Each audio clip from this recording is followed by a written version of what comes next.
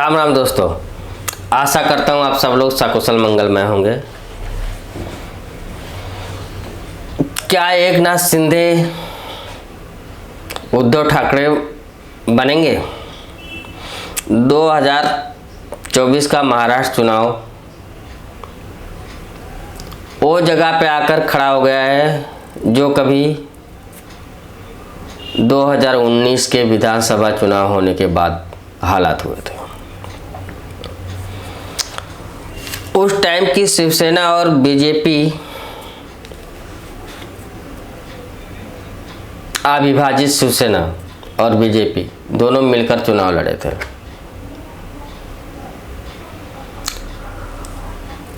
दोनों ने मिलकर लगभग में 161 सीट जीते थे, जिसमें से 105 सीट बीजेपी और 56 सीट अविभाजित शिवसेना, जो उस टाइम की शिवसेना थी उद्धव ठाकरे के नेतृत्व में, उसने 56 सीट जीते थे। और 2019 में जो कांग्रेस के नेतृत्व में यूपीए थी, जिसमें कांग्रेस और एनसीपी, जो अविभाजित एनसीपी शरद पवार के नेतृत्व में, ये दोनों पार्टियों को 44 कांग्रेस को और 54 एनसीपी को मिले थे। ये कुल मिलाकर के 98 सीट हुए थे। तो उस टाइम पे शरद पवार ने खेला किया, शिवसेना को अपने साथ में मिला करके जो 98 और 56 सीट मिला करके महायुति को तोड़ करके और शिवसेना उद्धव ठाकरे को अपने साथ में मिला करके महाराष्ट्र में नई सरकार का गठन किया। जो उद्धव ठाकरे भाजपा के साथ में मिलकर चुनाव लड़ा था, वो कांग्रेस और राष्ट्रवादी के साथ में मिलकर सरकार बना लिया। आज की परिस्थिति वैसे ही दिखने लगी है। दिखने तो नहीं लगी, लेकिन ये जो वामी कामी पत्रकार है वो वैसा दिखाने की कोशिश कर रहे हैं। इस बार में जो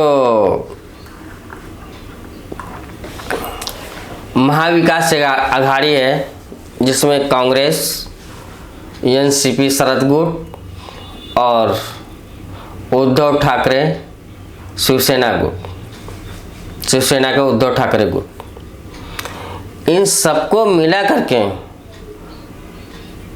जो सीटें आई है वो 46 सीटें आई हैं। कांग्रेस को 16 और उद्धव को 20 और एनसीपी शरद पवार को 10, टोटल 46 सीट आई हैं। और महायुति में बीजेपी को 132 सीट आई है।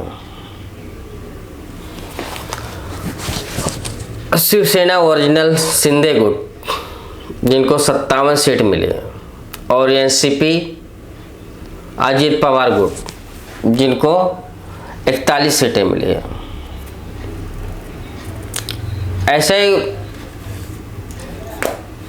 तो अब ये वामी कामी जो लिब्रांडो पत्रकार है, वो ऐसा उनकी सोच में चल रहा है कि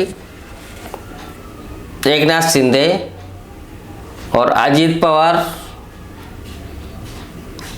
और महाअघाड़ी के जो तीनों दल है, ये मिल करके एकनाथ शिंदे को सपोर्ट कर दे और मुख्यमंत्री बन जाए।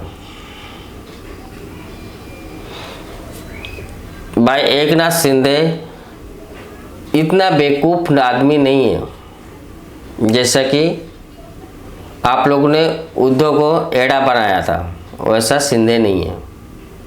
हाँ, ये ज़रूर है, ये थोड़ा सा नाराज़गी क्योंकि सामने वाला 2.5 साल मुख्यमंत्री था। अभी उसको मुख्यमंत्री पद जाने से उसको बेचारे को तकलीफ तो होगा, लेकिन उद्धव के जैसा तो नहीं है जो आप लोग के साथ में शरद पवार और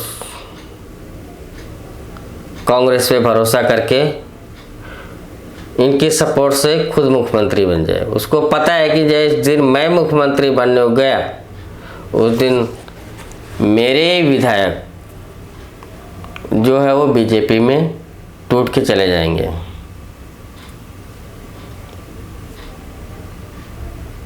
और अगर नहीं भी जाएंगे तो बीजेपी को 132 सीटें मिली है, जिसमें कि 3-4 निर्दलीय है। और उद्धव ठाकरे के शिवसेना से या शरद पवार के एनसीपी से विधायक बिकने के लिए तैयार है, मतलब बीजेपी में आने के लिए तैयार है। तो शिंदे सपोर्ट दे या ना दे तब भी सरकार बनेगी। और अजीत पवार तो साथ में है ही है। अगर अजीत पवार और शिंदे दोनों चले जाएंगे तब भी बीजेपी सरकार बना लेगी। मतलब कुल मिलाकर के फडणवीस ही मुख्यमंत्री बनेंगे। ये सोच लो लिब्रांडो, 2019 के जैसे आज हालात नहीं है। आज बीजेपी के पास 132 सीट है।